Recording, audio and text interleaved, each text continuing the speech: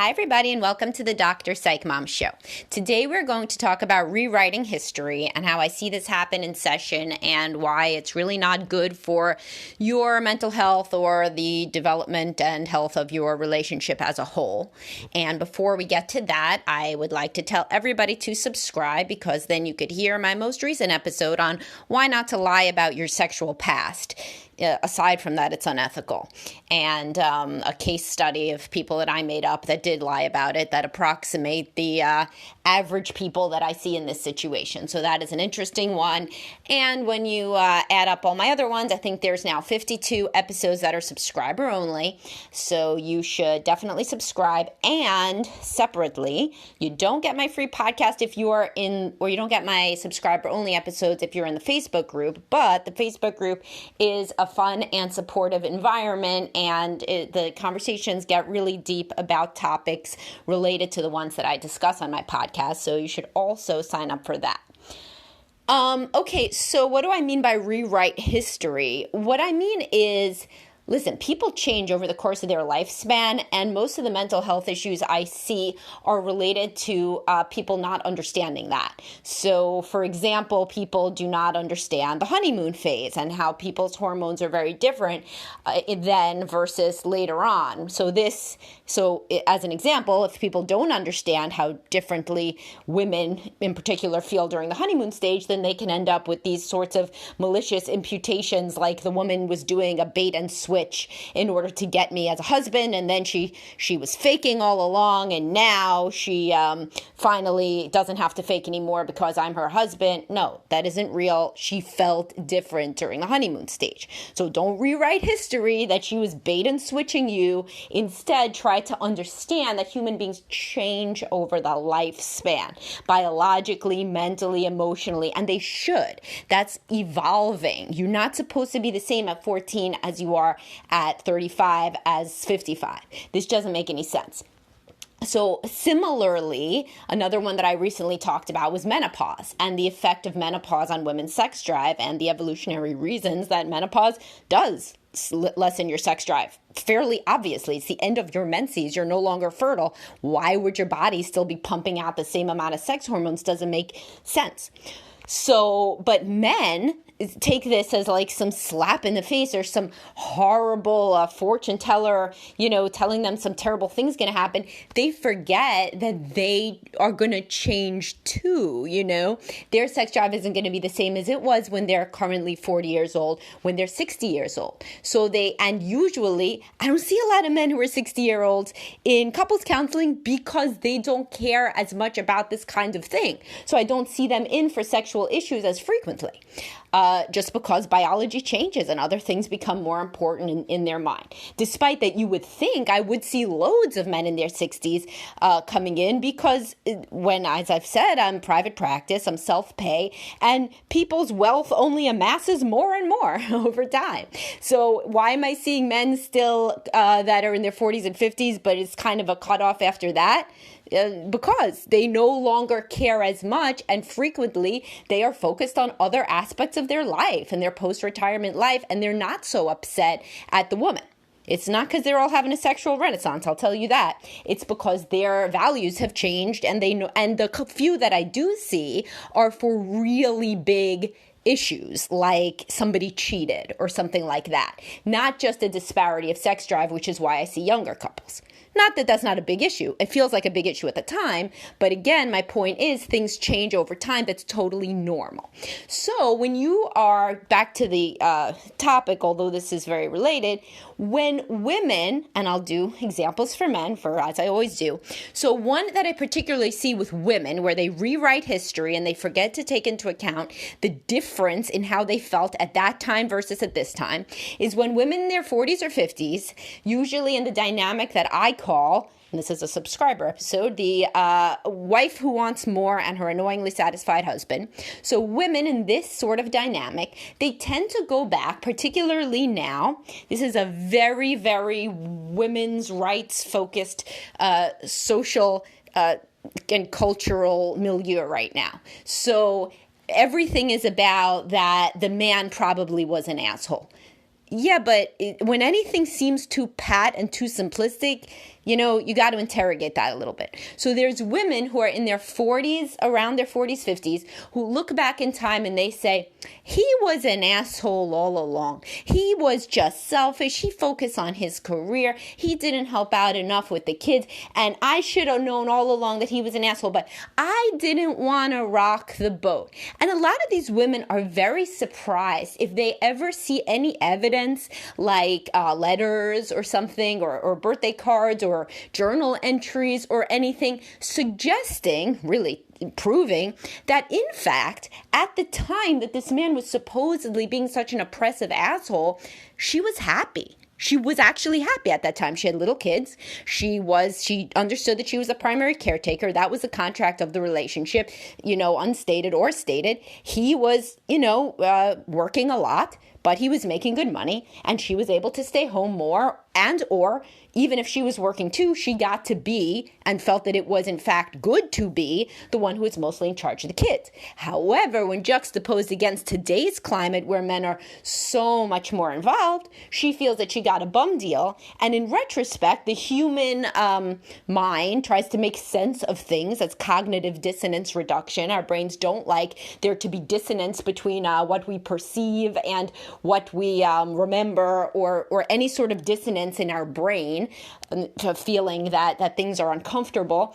And so they say, no, it can't be right that currently I believe that he ought to have participated more. So it can't be right that at the time I didn't think that. It must be, really, this is not articulated, it must be that, in fact, at the time, he was an asshole, and I believed it at the time. And I can, in fact, remember fights that we had where I said you should be around more, and that proves it, that he has been an asshole all along, QED, he is tarred and feathered, all done, and I should leave now, because this isn't perhaps a passing phase of my dissatisfaction, but there has been a trajectory for the past 15, 20 or more years where I have always thought that he was an asshole.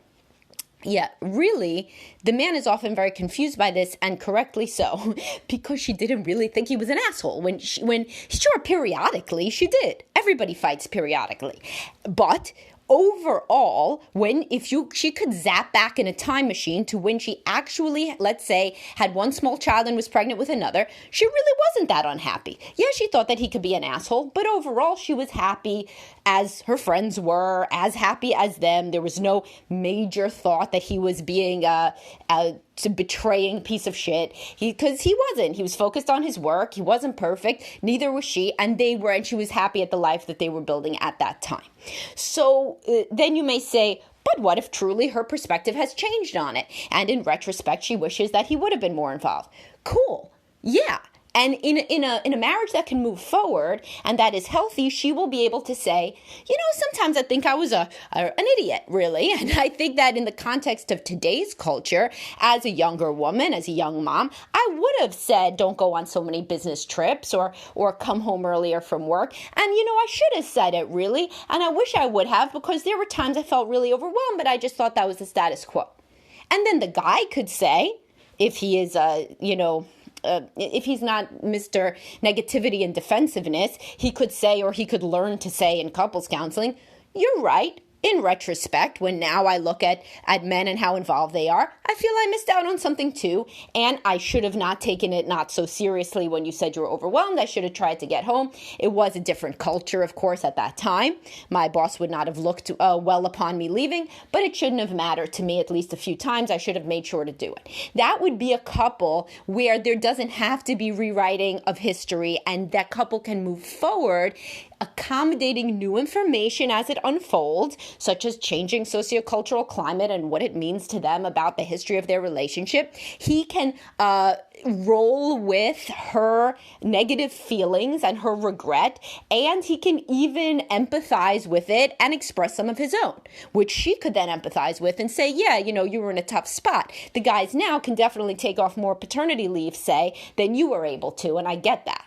So that couple would have rolled through and even become closer for this sort of what could potentially in a different couple be more of a rupture. So in a couple that does not deal with this sort of realization or feeling in a healthy way, the woman would say something like, I knew all along that you were a total asshole. I just felt trapped. You remember we had some fights. Well, I should have had more of them. I should have left you then because I hated you all along. And the man would say, yeah, well, you can never be happy with anything. And maybe I would have been around more if you wouldn't have been such a bitch. Right? So obviously you see that this couple really needs counseling. The first ones can save their money and use it on a vacation instead of couples counseling. So the point here being that if there is something in the past that you feel regret over, don't let yourself take the intellectually lazy route of just blaming the other person and or holding them and the relationship up to the standards of you now and what you think as an evolved being of 40 or 50 something or even 30 something versus in your 20s or your 30s or your teens, whatever the case may be for the early portion of your marriage. And don't forget that there was lots of color and nuance in your relationship at all times. Now, it wasn't just bad and it wasn't just good. Now, does this mean, let's say, if you look back and you're like, I truly have felt lonely for many years, and I just really did stay, and I said it all along. I was just staying for the kids and whatever, then should I not leave? Listen, you can leave or stay. This is whatever you decide to do. The point is, if you have ever seen yourself go back and rewrite history in a way that, and you'll know it because your partner will say things like, I didn't think that's how you felt at the time. You never said anything to me. You certainly complained about other things, but not about that thing. So that's when you'll kind of know if you can really be open and honest with yourself. Hey, wait, maybe my subconscious is amplifying certain aspects of my experience, which now make it easier for me to look back and see a uniform whole, because it's easier, again, for our brains. Our brains do not like dissonance. So it's a lot easier to say, I want to leave my husband because I have been unhappy for 20 years straight, than it is to say, you know what, for the first 10 years, I actually thought it was all right. At the stage that I'm at now, I really don't feel like there's any future for us. No harm, no foul. That is a lot more of a mature person who could say, there was a time that I was happy, or there was a time that the positives outweighed the negatives, or there was a time that I didn't even know I was supposed to be happy. Whatever the case may be, it is far better. But particularly if you do divorce, you want to have an amicable co-parenting relationship, which would be sabotaged by you thinking that things that didn't actually exist at the time. So let's do the male example that I see most commonly, which is the man talking about the sex life. So a lot of times I get men in and they're like, the sex was bad all these years. She was withholding basically from the honeymoon. She didn't like this. She didn't like that. She didn't like this. And I kept trying and trying and trying. And now I've just had enough. It's been 20 years of unremitting sexual frustration. The woman will frequently be like, I don't know. I thought you liked some of it, I mean, we were having sex more earlier in the relationship and you seemed to like it and you were saying, I love you more. We were being romantic more.